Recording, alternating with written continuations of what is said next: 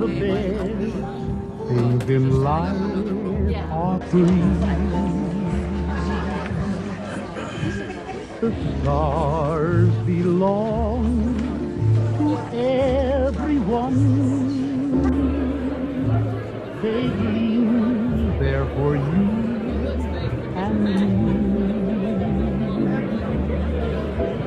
The flowers in spring, the robin. Listen, friends, I want to sing some songs for you. That's all I really want to do before I go.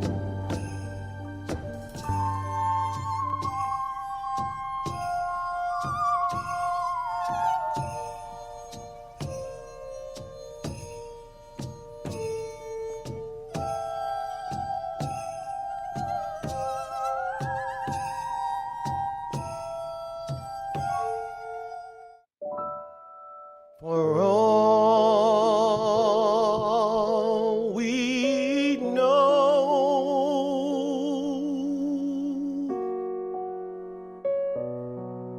we may never meet again.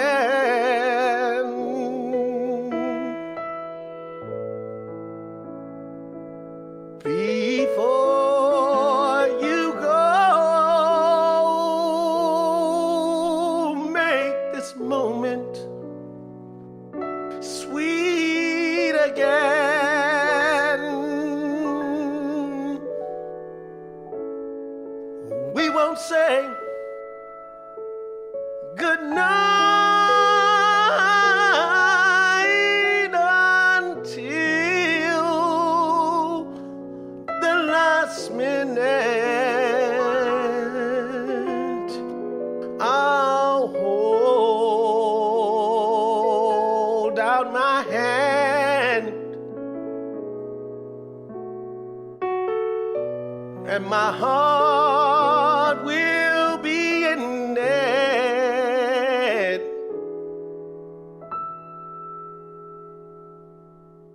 For all we know,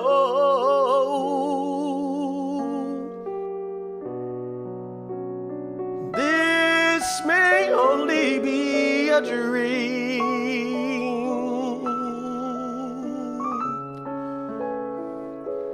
We come and we go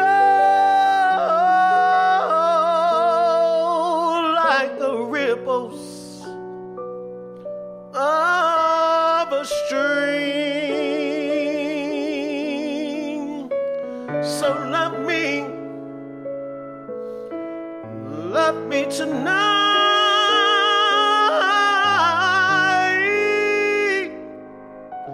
Tomorrow was made for some. Tomorrow may never come.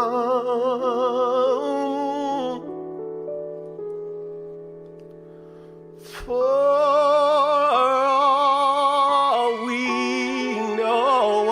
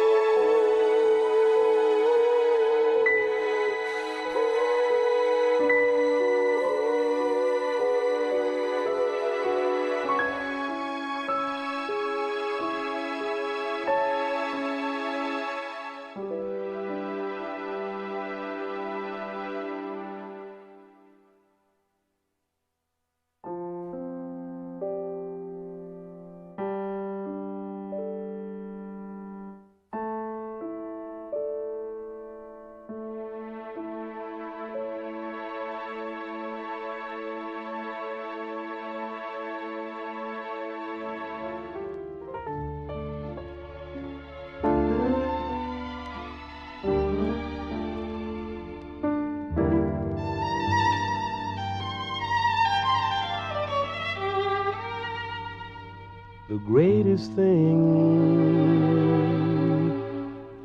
ever learn is just to love and be loved in return.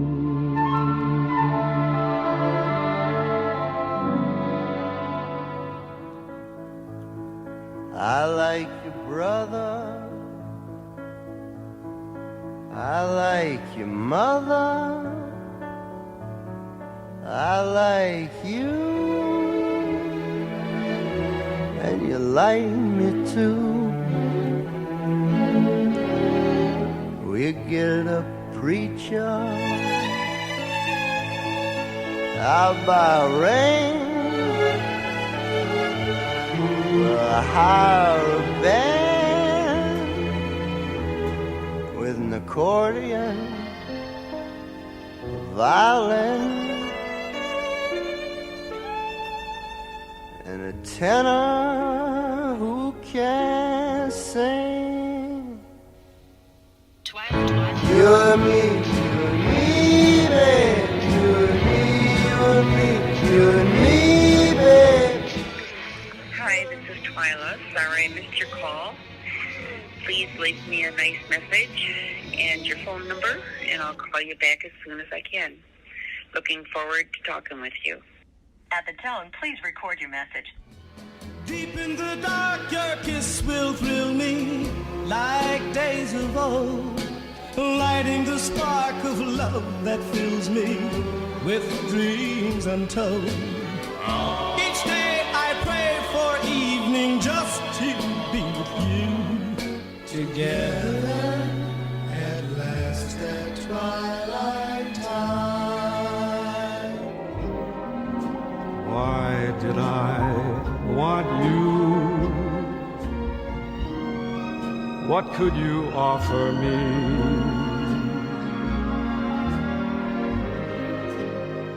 A love to last a lifetime through. And when I lost my heart so many years ago, I lost it lovingly and willingly to you. Why did you choose me, though? Because you played the piano. Answers are my answer. So why would you choose him? Because he loved me. If I had to choose again, I would still choose you.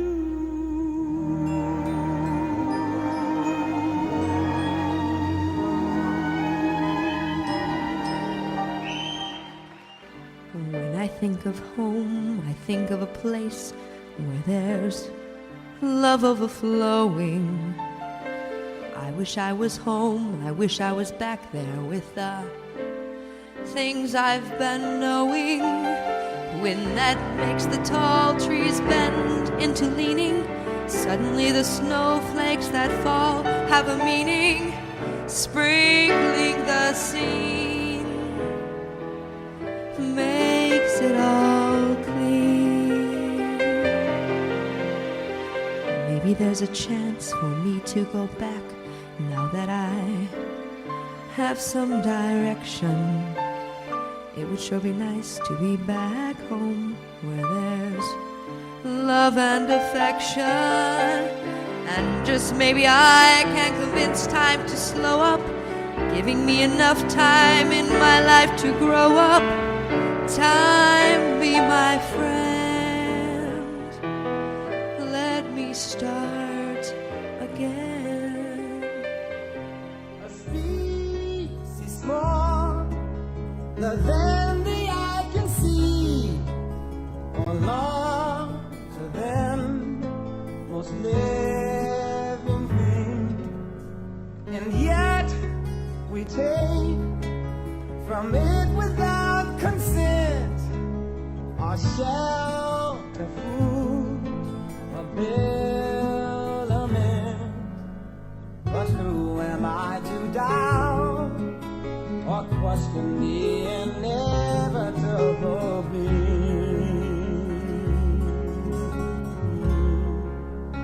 For these are but a few discoveries we find inside the secret life of man.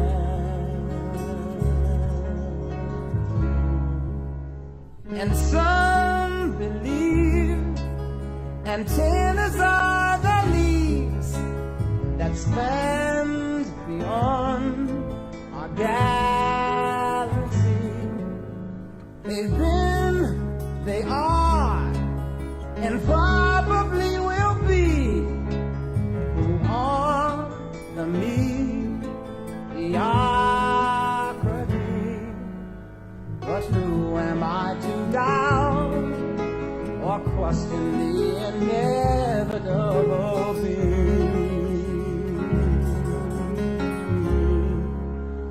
For these are but a few discoveries we find inside the secret life of man.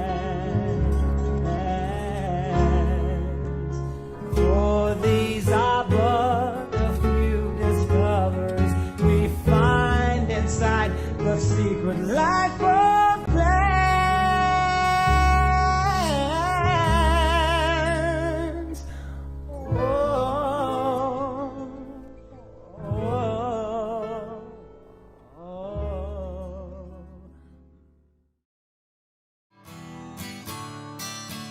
Don't you know, we're talking about a revolution. It sounds like a whisper. Don't you know, we're talking about a revolution. It sounds like a whisper. While they're standing in the welfare lines, crying at the doorsteps of those armies of salvation, wasting time in the unemployment lines, sitting around waiting for a promotion. Don't you know, talking about a revolution. It sounds whisper. Poor people gonna rise up, get their share.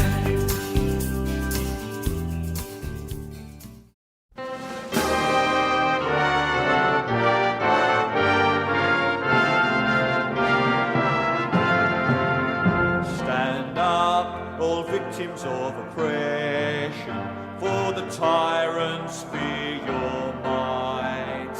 Don't cling so hard to your possessions, for you have nothing if you have no rights. So comrades, come rally, for this is the time and place. The international ideal unites the human race.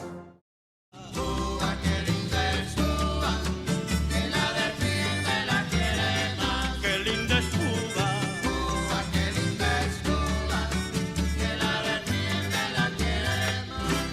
Un Fidel que vibra en la montaña, un rubí 5 franjas y una estrella.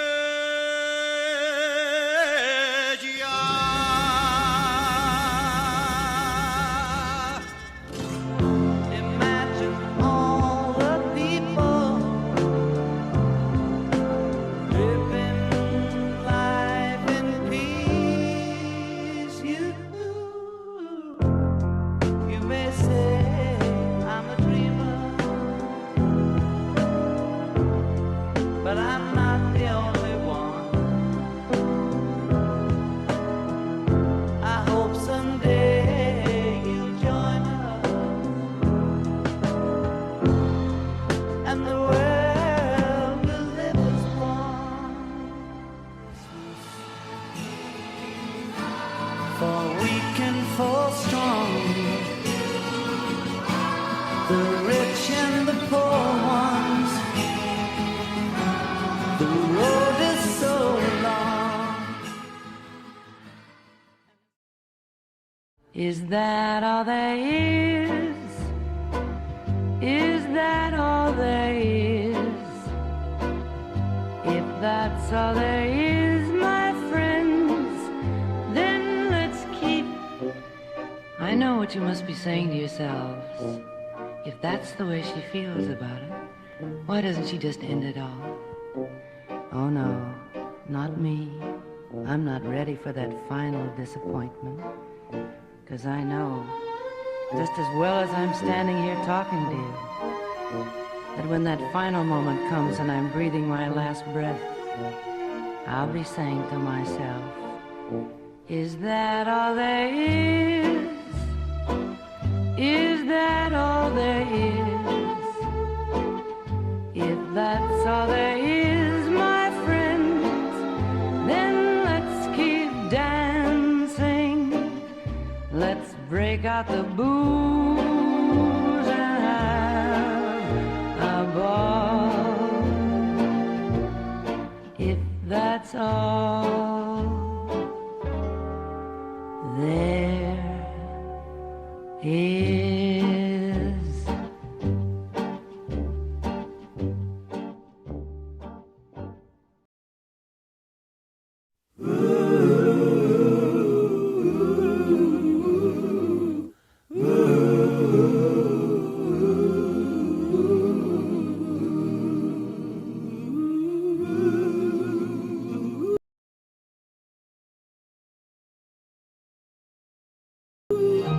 Good morning or evening, friend. It's your friendly announcer.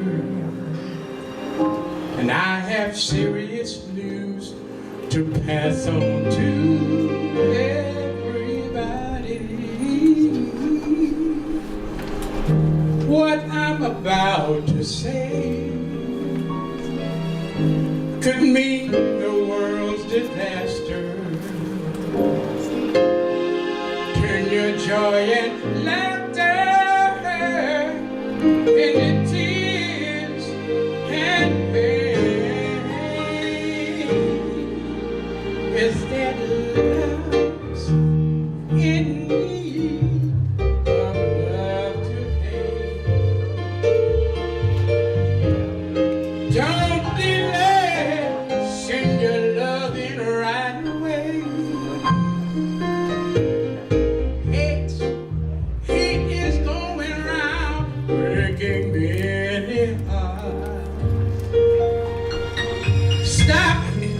Stop it please, before it's gone too far.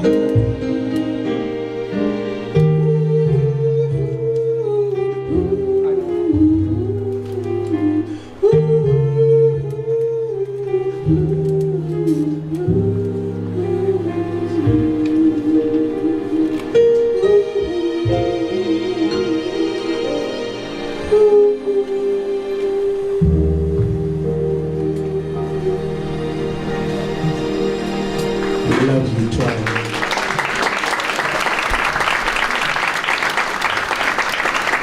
Thank you, Al Chisholm, lead singer of the Contours, a Motown group. And yes, for sure, these are challenging times. What the world needs now is love, sweet love. It's the only thing that there's just too little of. What the world needs now is love, sweet love. No, not just for some, but for everyone.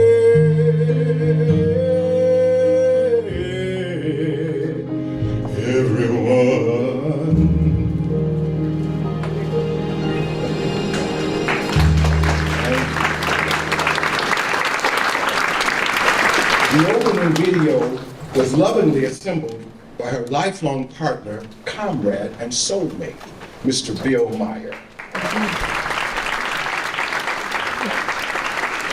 It included just some of the many songs that forged their growing love for each other. And as you know, music played a major part in their relationship. Hi, I'm Augustus Williamson, a longtime friend of Bill and Twyla. thank you for joining us for this memorial celebration of the life of Twyla Meyer, a special friend who spent her life promoting love and respect and fighting to build a better world for all. Twyla was selfless, humble, kind, and friendly, and never sought fame, attention, or awards. She worked behind the scenes, often alongside her musician husband, who usually got most of the attention and the credit. But they worked together on most everything in life. Twyla had her own special interests, which we'll learn about today. First of all, Twyla definitely would not have agreed to this memorial. When Bill had his big 75th birthday party in the same room, he offered to do the same for Twyla, but she didn't want the special treatment. Eventually, he convinced Twyla to have at least a small 76th birthday party, and she reluctantly accepted. Twyla chose the place, her favorite restaurant in Hamtramck, and mounted the difficult task of having to invite less than 40 of her cherished friends to fit the small place. It ended up being her last party. Fortunately, it was filmed, and we can see Twyla glowing in the light of her loving friends. Here's a short show from that event.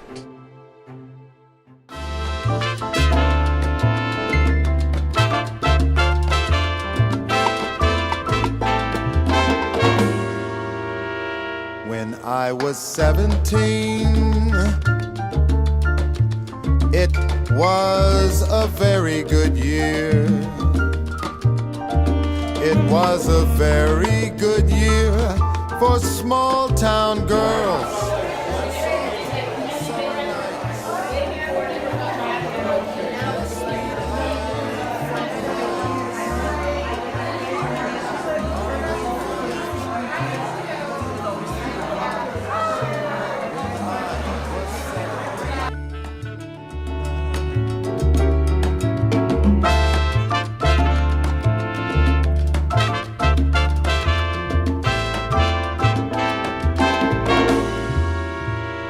I was 21.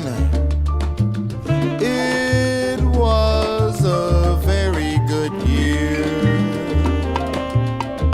It was a very good year for city girls that lived up the stairs with all that perfumed hair. And it came undone when I was 21.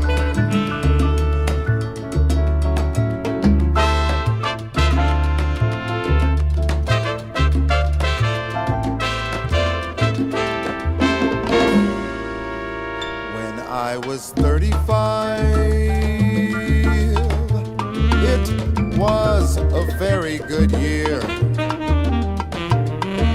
It was a very good year for independent. And my friend Sharon Feldman is 76 years old. So after Bill does a little program, he will be ordering dessert off the menu for your birthday cake. 35.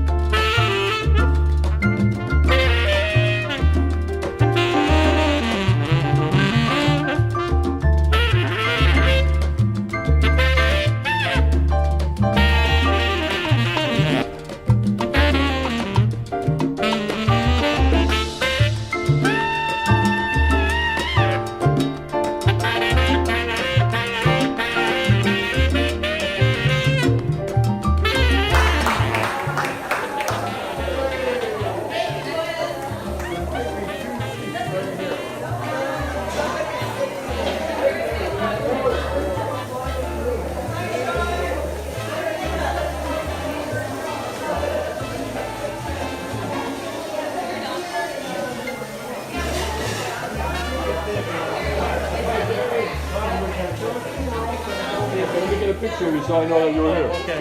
Okay, Gary Hennessy is here. Go. Great. We'll see you at the movies in a couple of years.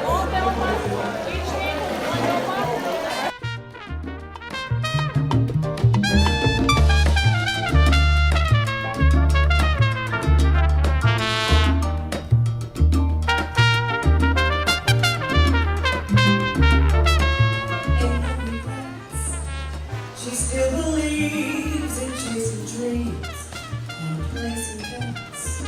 And she hasn't learned it. All she gives is all she gets.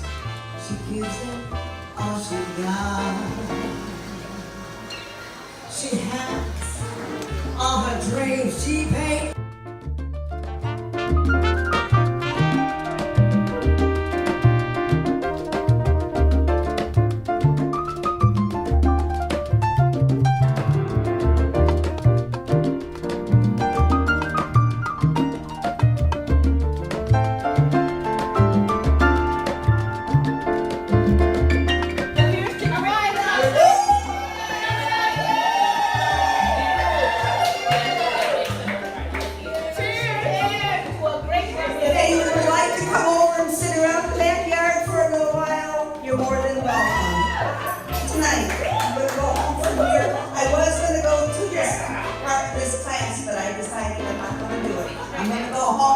Relax, so join me if you would like. Me and Pat are definitely going to do that. Of my years, and so I think of my life as vintage wine from a fine old keg,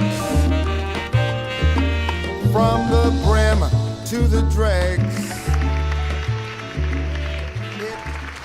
By the way, this and many other videos from Twyla's life, including videos shown in this memorial, are on the Bill Meyer Family YouTube channel. Although Twyla is getting special attention today, her story is really about the power of love and the need for activism in order to create a better world for all of us. It's a tribute to not only Twyla and her life of love and revolution, but also to the many friends and activists who shared their goals with her. And so we are also honoring the many friends who passed away before Twyla. As we honor the committed friends and activists today in this room, as Twyla would put it, she was just one of many. But what a one she was.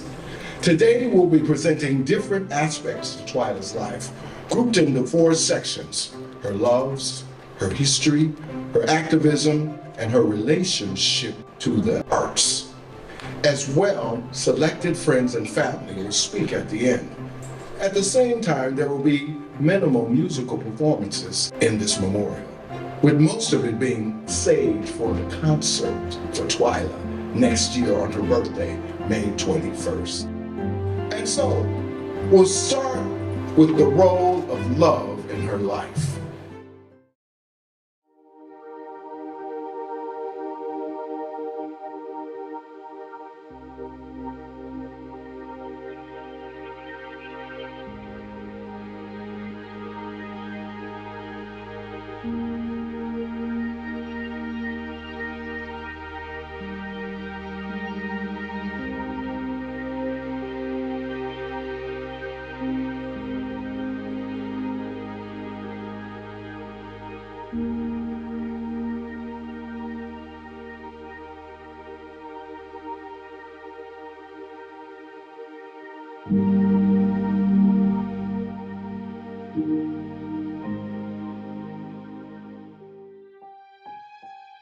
And so, we'll start with the role of love in her life.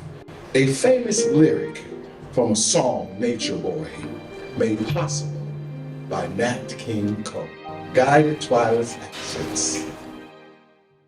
The greatest thing to ever love is just to love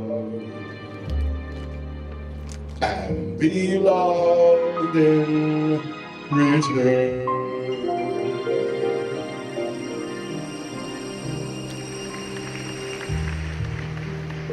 The sentiment kept showing up in the hundreds of comments on Facebook, emails, and cards, describing Twyla with words like kind, gentle, a loving human, for peace and justice, a vibrant life, strong, beautiful, smart, creative, a beautiful smile.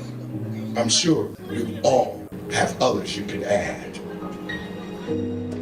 To begin this story about the many things she loved in her life, let's welcome her youngest of two daughters, Heather Hallett, and the youngest of her two surviving brothers, Rob Sauer. Thank you. My mom loved many things in life. She was an optimist who had hope for the future, for a world free of hate and war. She loved people, her family, and especially her dear friends and fellow activists. She committed random acts of kindness often. Yes, we have the same birthday. I know we have many good memories of shared birthday parties. Because I'll let everyone know here, we used to live in Royal Oak, next door to Jean and Michael. And then on the other side of me, a couple of doors down, was another friend. And the three of us all had the birthday May 21st. And we lived right in a row. And they caused a lot of trouble in the neighborhood. And a few other neighborhoods too. This is truly wonderful memories. Very wonderful memories. Thanks, you guys. She loved simple things and never bragged or showed off, although she had many reasons to. She was humble and selfless in her behavior. She took her job of maintaining her house seriously. She became an awesome cook, housekeeper, and intellect, studying every subject that came her way. She loved gardening, growing an enormous range of beautiful flowers that expanded yearly, taking over most of the yard. The last dog she had in her memory, in her many years of loving animals, was Tanya, whom she made the queen of the house. Tanya would sit on no one's lap except my mom's. My mom and dad were inseparable, fashioned into one indestructible team, able to deal with any crisis that came their way. Here's a parody they did at their 50th wedding anniversary, based on the Fiddler on the Roof, Do You Love Me?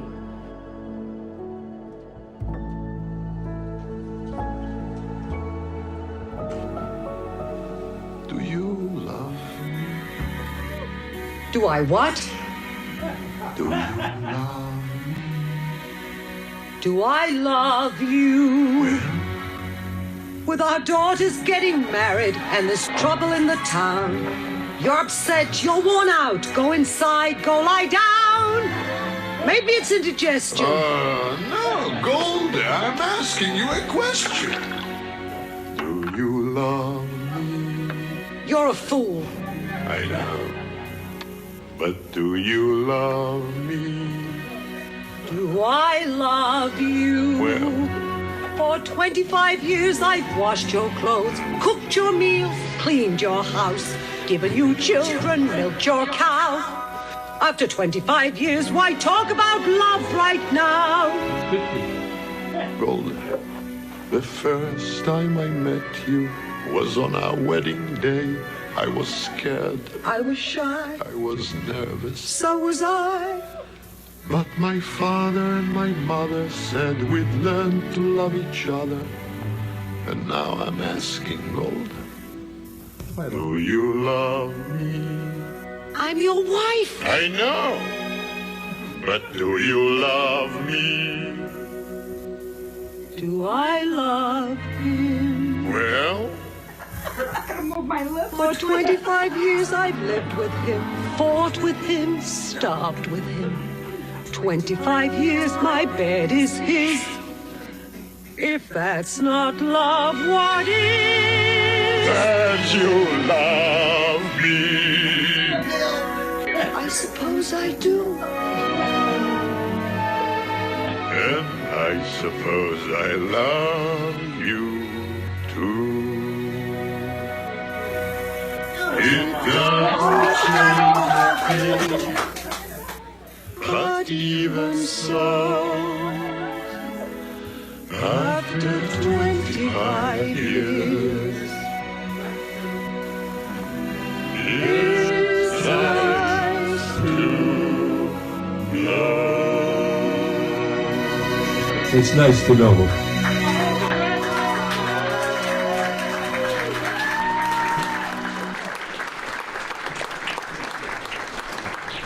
Thank you. As her rheumatoid arthritis advanced, it was difficult for her to even use scissors or pick up the lightest thing. But when fatigue took over, she always found time to work in her garden, make a trip to the local coffee house, and of course play with her pet friend, Tanya. She loved music, film, poetry, and especially acting. And you'll hear more about that later in the program. Thank you so much for being here to celebrate my mother's life. I want to introduce my Uncle Robbie, my favorite uncle, and my mom's go-to family friend. My sister was a realist. Knowing these changes wouldn't come about on their own, people had to work for change, and she believed that the systemic environment had a deep effect on the way people believed and acted. Create a loving society, and people will have a better chance to be lovers. So to begin her long career in the peace and justice movement, gaining knowledge and love for people around the world, her interest in the arts reflected her concern for social issues, music, poetry, film, and acting. She became a courageous, intelligent, dedicated activist, determined to create a better world through the power of love. Thank you for sharing this afternoon with us, and enjoy the program. Thanks a lot for being here. I appreciate it.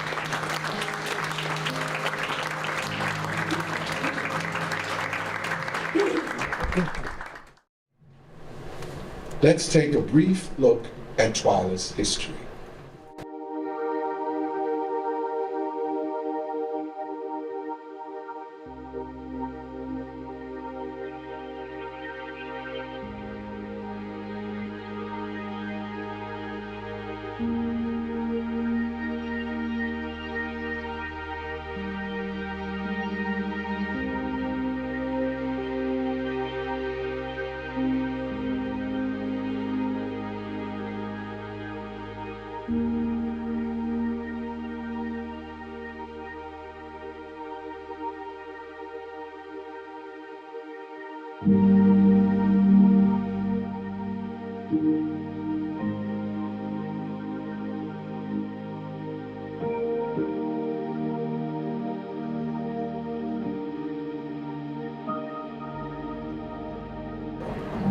Well, let's hear her tell the story in the clip from Home Sweet, the musical production she helped Bill make.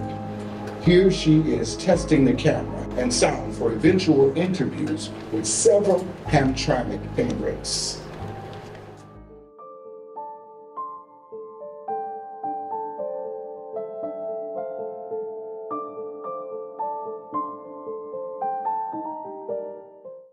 Hi, my name is Twyla Meyer, and I'm from Hamtramck, Michigan, in the United States. I was born in St. Petersburg, Florida in 1946.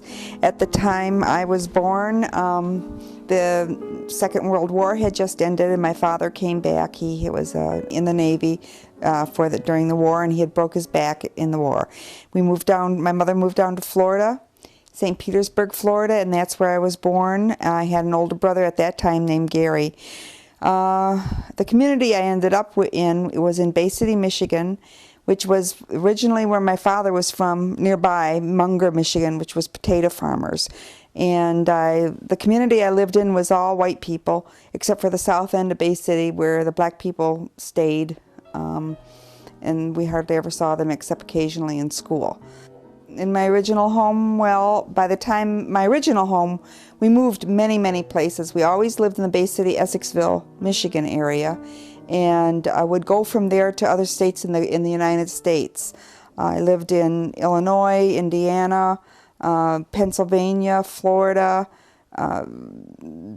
say California, and several other states, which I can't even remember right now. We moved so often, but between moves, because my father would get transferred, we would come back to Bay City, Michigan, and often he would leave Essexville actually. He would leave and go for months and months, sometimes 6 months at a time, and leave my mother and the kids all together.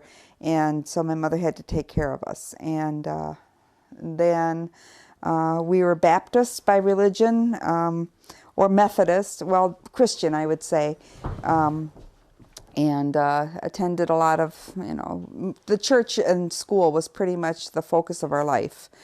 And my friends were all just regular people. Nobody was, we were, at that time I would say lower middle class.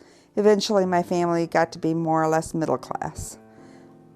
Okay, I left the Bay City area to move to Detroit with my friend Jeannie Donnelly. We were young and wanted adventure, and besides that I had met a young man who was a really good friend, and so it just seemed like the thing to do is to leave this city of Bay City and move to Detroit.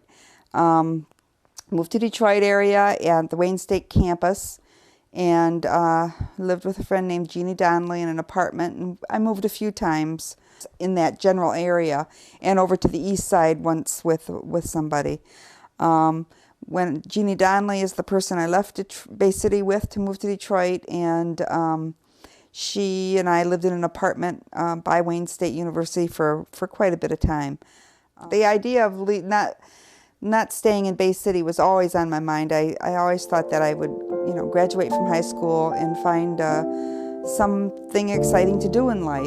And, not having a lot of resources, but having friends in the Detroit area, I made the decision to move to the Detroit area.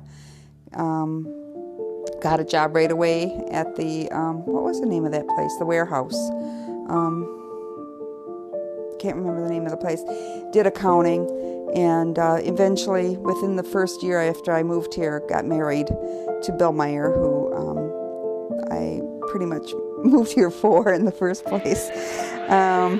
Did anyone help me leave? No, not really. I took a Greyhound bus. I packed up all my belongings, mostly in laundry baskets and cardboard boxes, and anything that clothes or household items that I had, I packed up and put under the bus and came by bus. My mom and dad really didn't want me to move from that area. I had 4 brothers, and but once I made the decision, they were supportive of that. I didn't really feel like I left anyone behind. We weren't that far away, but I knew I was going off into my own life and leaving behind the life of religious repression and family obligation that would not let me be anything but a housewife and mother, which is what I became anyway. So, by my own choice. And I felt good about leaving home. It was a good decision, and I've never regretted it, really. Let's divide Twyla's history into before and after the 1966 marriage in Detroit. Here's one of Twyla's best friends, Pat Neal, to tell us about what happened when she met Bill.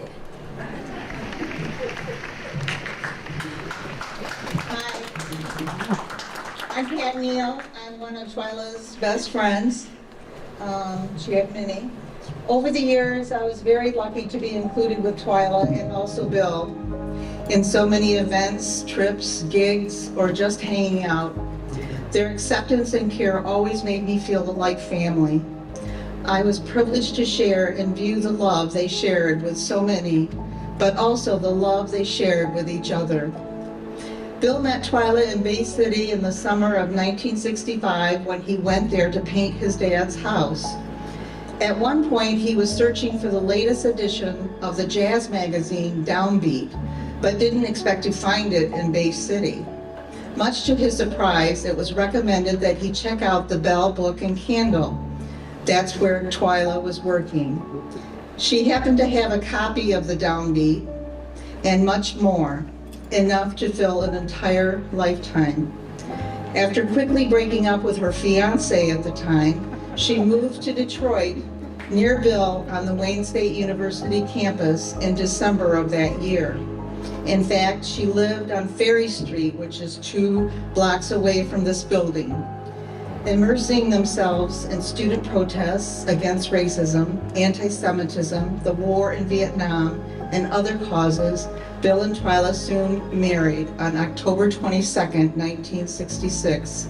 Their first daughter, Tracy, was born in 1967 when they moved to an apartment near the epicenter of the '67 Detroit Rebellion.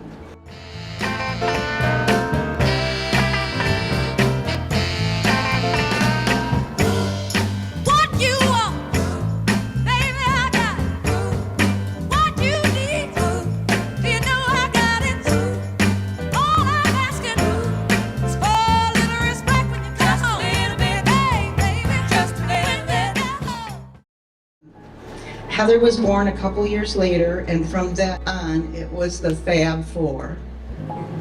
So let's now have a look at the places where Twyla lived once she moved to Detroit in 1965, courtesy of this nostalgic tour on their 45th wedding anniversary with their grandsons, Scott and Tristan.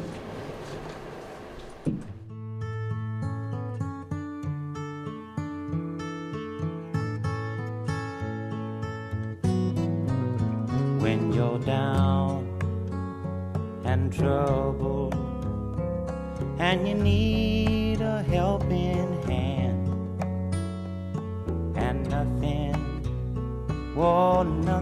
is going right, close your eyes and think of me, and soon I will be there to brighten up even your darkest night. You just call up my name, and you know wherever I am, I'll come running.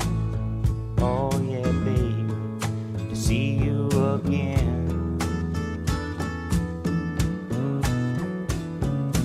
Winter, spring, summer, or fall, now all you got to do is call, and I'll be there, yeah, yeah, yeah. You've got a friend.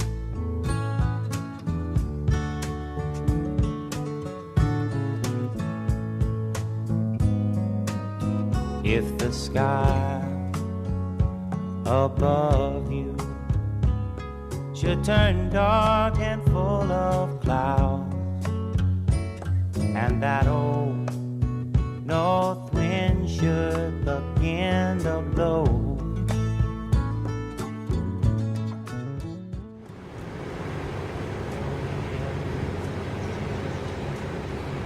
I like this house better than the one you live in now. Oh yeah. Why'd you move? Girl next door had a horse. upon your door. You just call up my name, and you know wherever I am, I'll come running. Oh yes, I will see you again. Winter, spring, summer, or fall, yeah. All you got to do is call, and I'll be there, yeah, yeah, yeah. Hey, ain't it good to know that you've got a friend?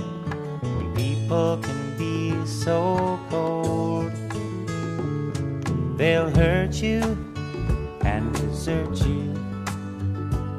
Well, they'll take your soul if you let them. Oh yeah, but don't you let Hello, I'm Kay Aquilina, another best friend of Twyla's. Twyla was always in good health, of strong heart and sound body. But it was her battle with alcoholism that consumed her life, starting around the time of her marriage. And her heavy smoking eventually paid a toll in her later years. One of the most difficult things she ever did was to quit both alcohol and cigarette smoking. In 1980, she took her last drink and began the AA program. It made a dramatic difference in her life. And she explains it here as a guest on the local TV show, Kelly and Co. Over 20 million Americans have a serious drinking problem. Not only that, Marilyn, but most of them also have a history of abusing additional substances. Now that's the bad news, but this morning we have some good news. There are people who are beating the addiction problem and have lived to tell us about the joy of being sober, and we're going to meet some of them next. Stay with us.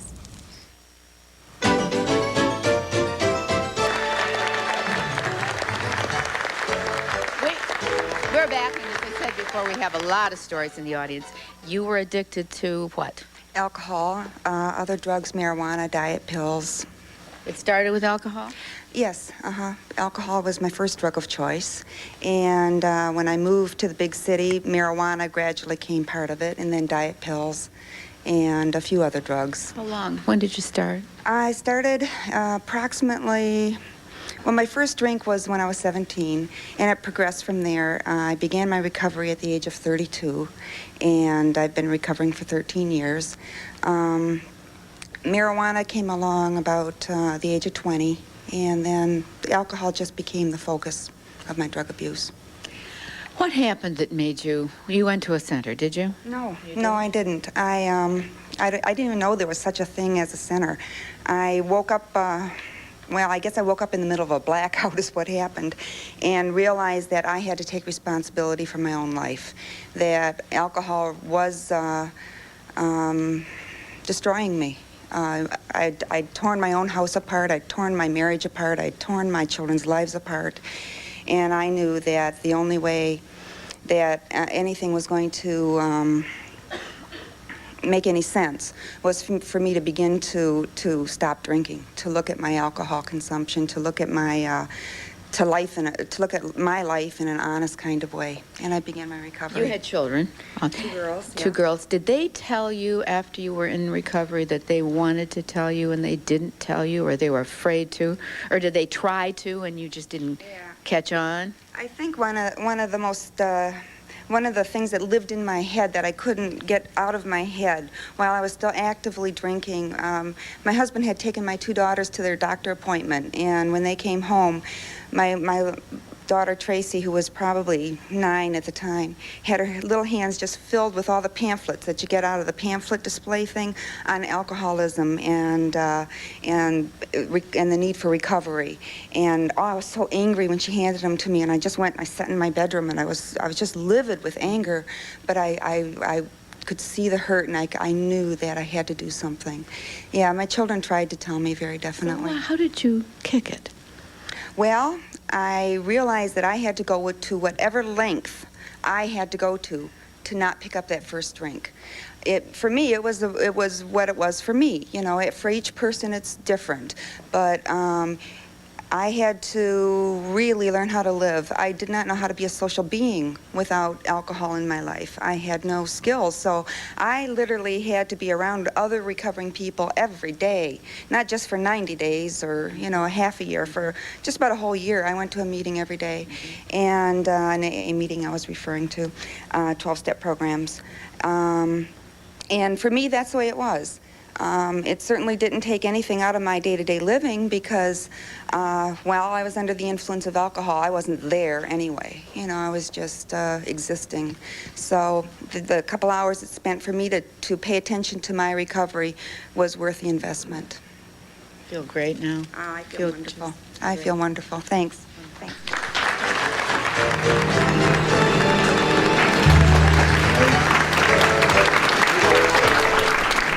Twyla chose to go into the field of substance abuse therapy and graduated with a degree from Mercy College a year later. Her life of helping others to recover had begun.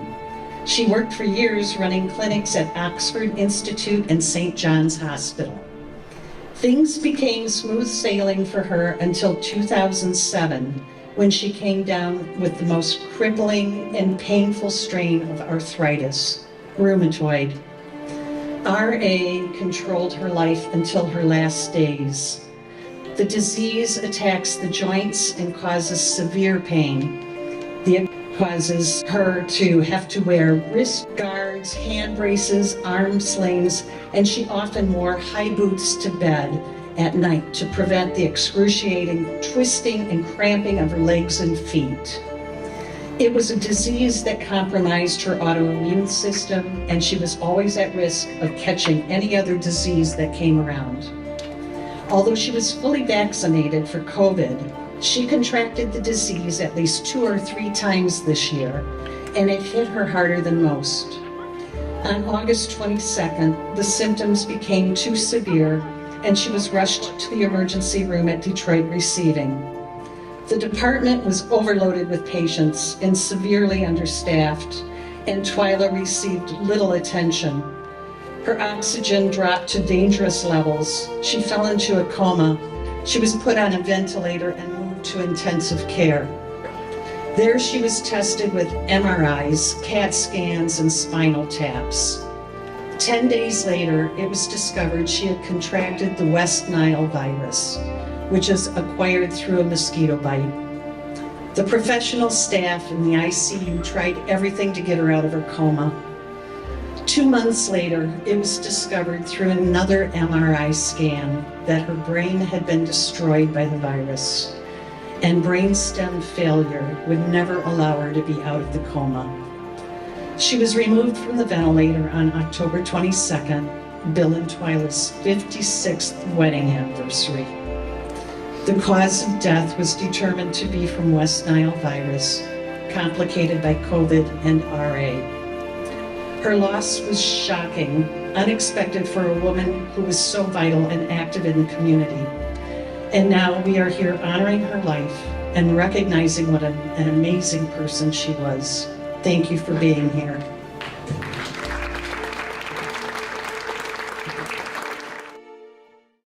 I don't want more of the same. No more genocide in my name. Oh, why are our weapons of war so young?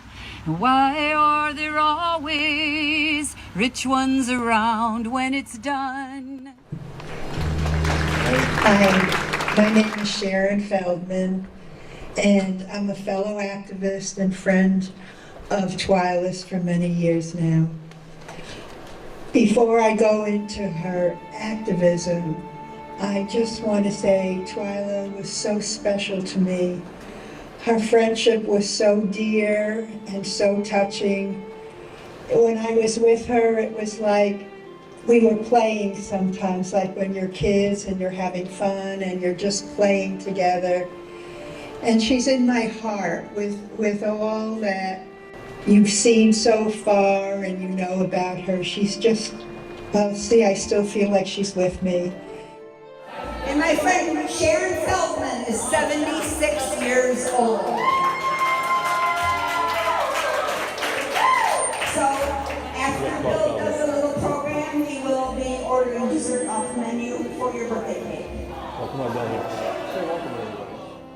And whenever I was with her, she always made me feel loved and cherished. And it's very special to be talking about her activism. At an early age, Twyla Sauer developed an awareness of injustice and discrimination, feeling strongly for victims of war and violence.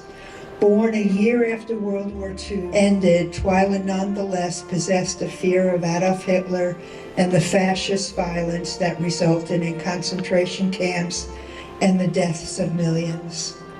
She often questioned what she was taught in school and church. becoming aware of the hypocrisy rampant in her religious community. She also began to question the official version of the founding of her country, one that was actually built on the genocide of natives and the enslavement of Africans.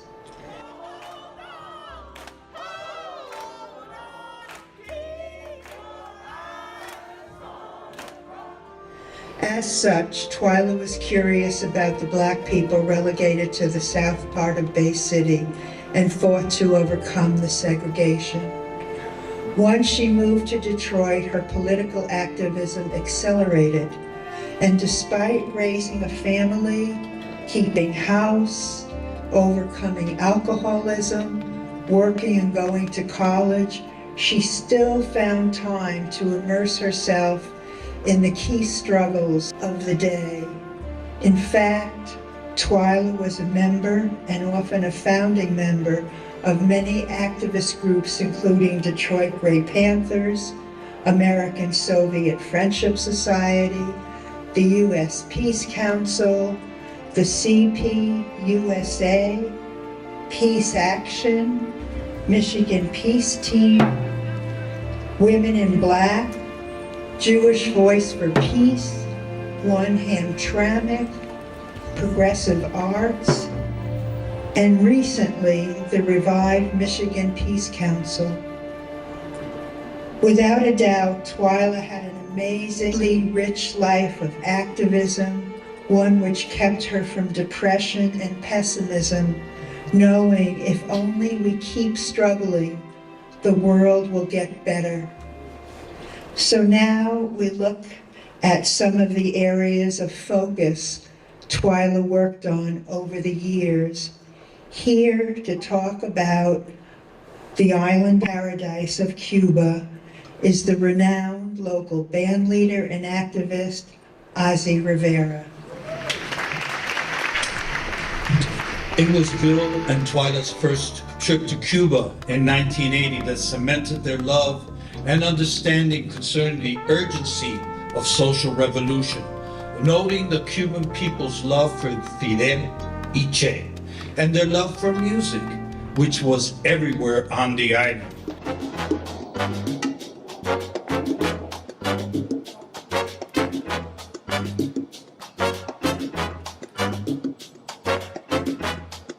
There, Twyla witnessed the hope and excitement of the Cuban people and met dedicated revolutionaries that shaped her political life. Their love for a new world free of foreign intervention and a country ruled by the people rather than banks and corporations left a deep impression on Twyla. But most of all, she felt the love and respect for socialists and communists who were usually scorned back in the U.S., the center of anti-communism. The classic quote by Che Guevara became her guiding light. At the risk of seeming ridiculous, let me say that the true revolutionary is guided by a great feeling of love. It is impossible to think of a genuine revolutionary lacking this quality. Another loving friend wrote years later that Twyla never stopped being a peace, justice, and truth seeker, regardless of what others thought, did, or said. Upon returning to the U.S., Twyla now confidently defended her beliefs of hope for social change. This was the beginning of her travels around the world to see how she could help other people seek a better world. As a small example of her dedication to the cause, Twyla got a new pet dog to keep her company when she acquired rheumatoid arthritis, and she called the dog Tanya, named after the German-born Argentinian revolutionary who had fought alongside Che Guevara and had died with him in Bolivia, Tamara Bunke, better known as Tanya the Revolutionary. Pablo Menendez, a famed singer, guitarist, and band leader of the popular Cuban group Mezcla, said this to Bill when Twyla passed. She made the world a better place, as do you. A whole lifetime of love, a dream come true. Twyla, presente. I have always been moved by Twyla's humbleness and gentle love. She was always there for me. So thank you, Twyla.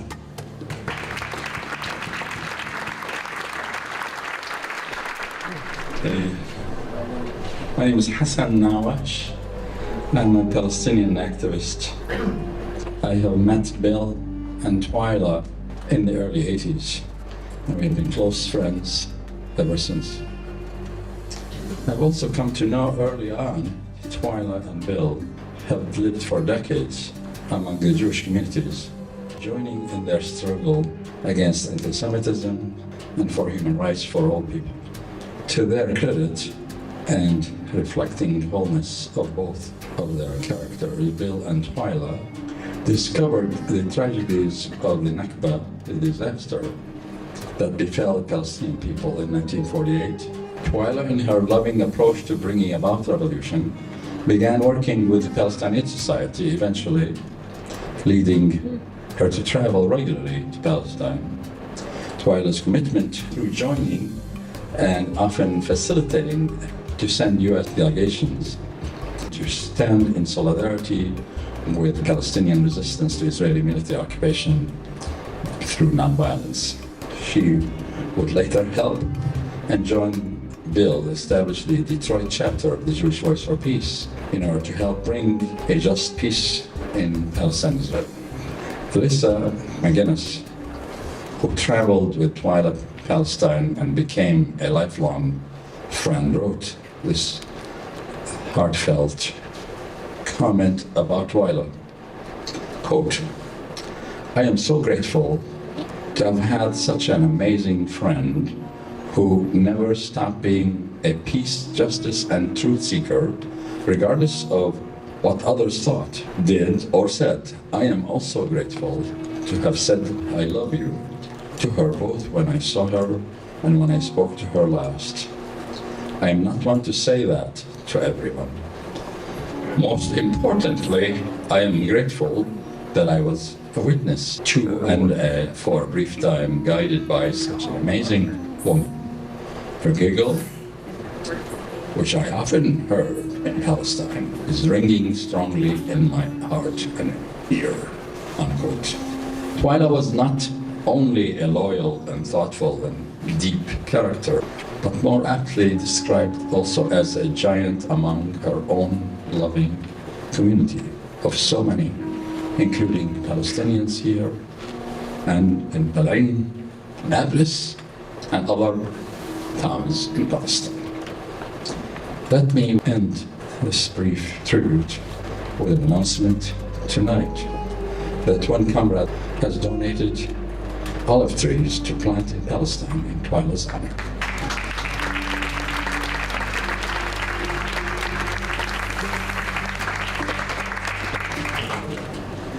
Now, for you to hear my dearest Kim Redigan, who is a sister and a friend and a true activist. Good afternoon, everyone. My name is Kim Redigan, and I've worked with Twyla in many peace and justice organizations, including the Michigan Meta Peace Team, the International Solidarity Movement, and Women in Black, among others. Even though Twyla's love for humanity was her guiding force, she was a brave and courageous fighter for justice. Fearless in defending the rights of Palestinians against an unjust occupation, Twyla began to travel regularly to Palestine. On one occasion, our peace team was sitting outside with the family in the village of Balain after the day's march against the wall.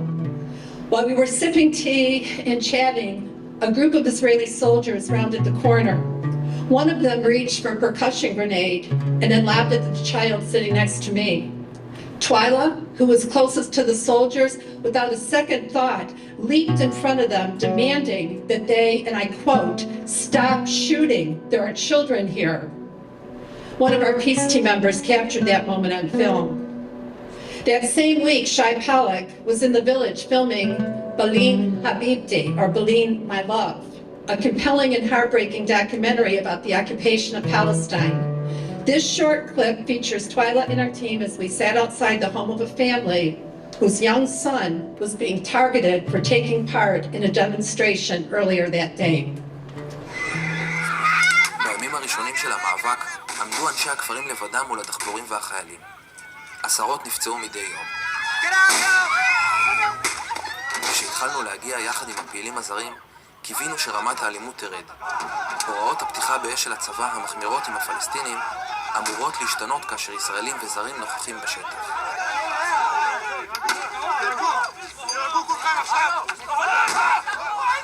זה מה שלום, זה מה שלום, זה אצלכם.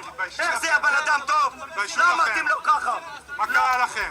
מה קרה לכם? מה עשו לכם? כן, מה עשינו? מה עשו לכם? מה אתה מקשיב לפקודות האלה? חלק מהפעילים הזרים נעצרים כבר בשדה התעופה ומגורשים. עד היום, 2 נהרגו על ידי הצבא.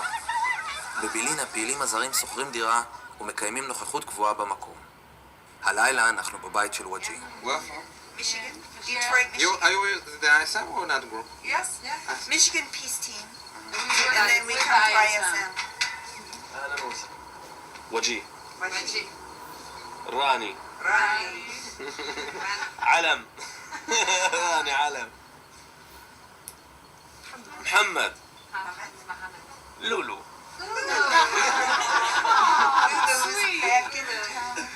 Lulu.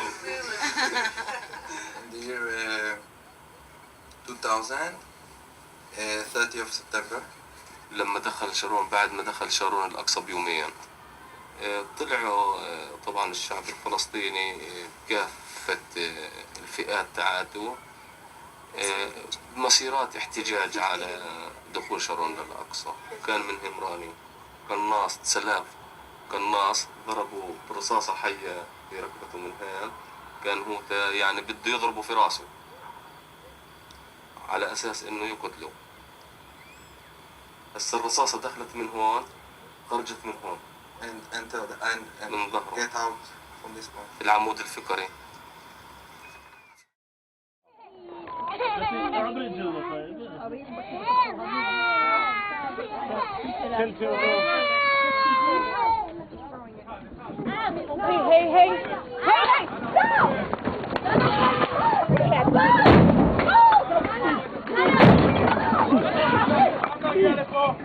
תנסו הביתה כולם!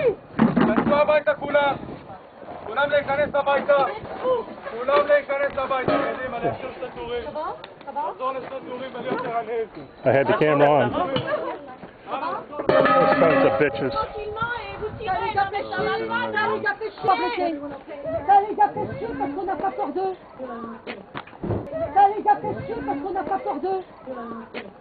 I had it on. Ça va? Ça va? Ça va? Ça va? One of the organizers of Michigan Peace Team, Mary Helen Thomas, wrote this about Twy's work in Palestine. Quote, I heard stories from activists in London who remembered Twyla's incredible work at the checkpoints outside Nablus. She didn't tell me how life-threatening the work was, but when I asked her about this, she stated that we probably would have shut the work down. I'm embarrassed to say we probably would have. She was right and brave in what she was doing. I always say that if we could have found 10 more Twylas, we could have made real and lasting change in Palestine. Twyla also did not tell her husband Bill about the danger she was facing, since he probably would have asked her to stop risking her life. Twyla was at the prime of her activism, going every year to fulfill her duty as an internationalist and feeling good about playing a role alongside her fellow activists. Tragically, in 2007, Twyla contracted rheumatoid arthritis, a disease that disabled her for almost 3 years. Unfortunately, the unbearable pain was not helped by the medication she was prescribed, and so she was never able to leave the country again for fear of not having her own medication for the pain. That didn't stop her, though. She carried on her life of love and revolution here at home. Twyla was one of the founders of the Detroit chapter of Women in Black. We are Women in Black Detroit, and we express solidarity with the Palestinian people. We oppose the Israeli blockade and siege of Gaza and Palestine at large. where she carried out her activism work for over 2 decades. Always creative, Twyla's left her imprint on Women in Black by organizing, making, and distributing the signs we continue to carry at our monthly vigils.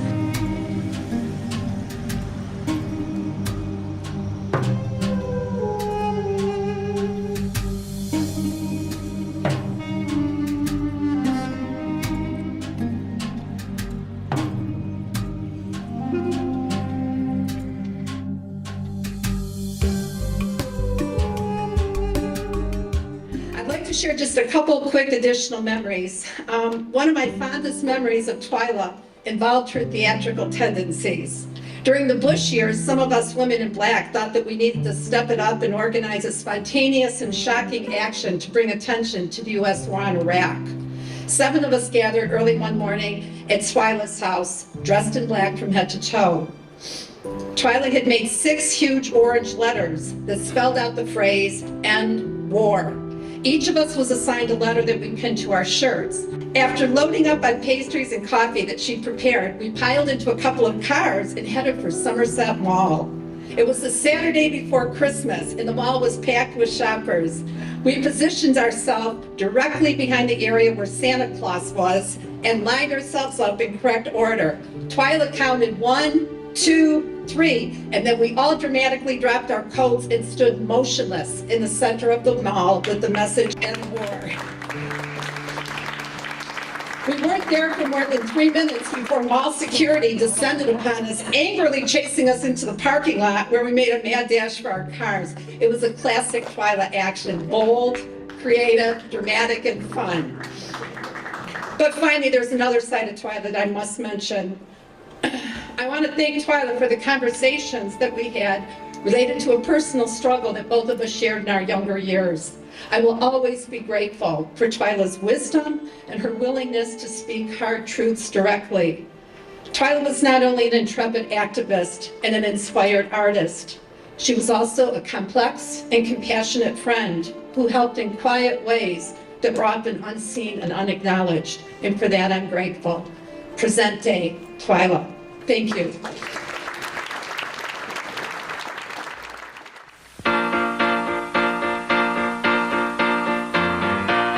Thank you for being a friend. Travel down the road and back again. Your heart is true, you're a pal and a confidant. I'm not ashamed to say it always will stay this way. My hat is off, won't you stand up and take a bow?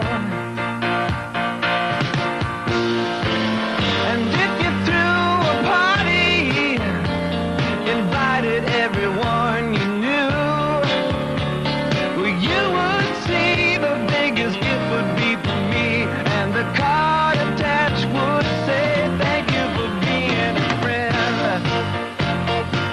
Thank you for being a friend. Thank you for being a friend. Thank you for being a friend."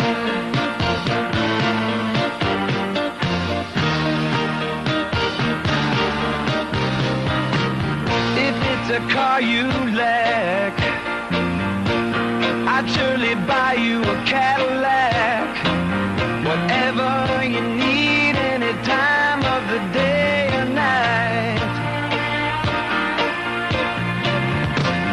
I'm not ashamed to say,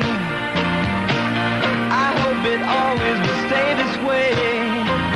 My hat is off, won't you stand up and take a bow?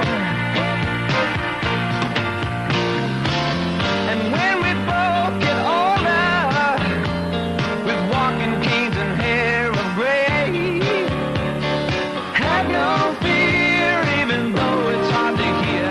I will stand real close and say, "Thank you for being a friend." I wanna thank you for being a friend. I wanna thank you for being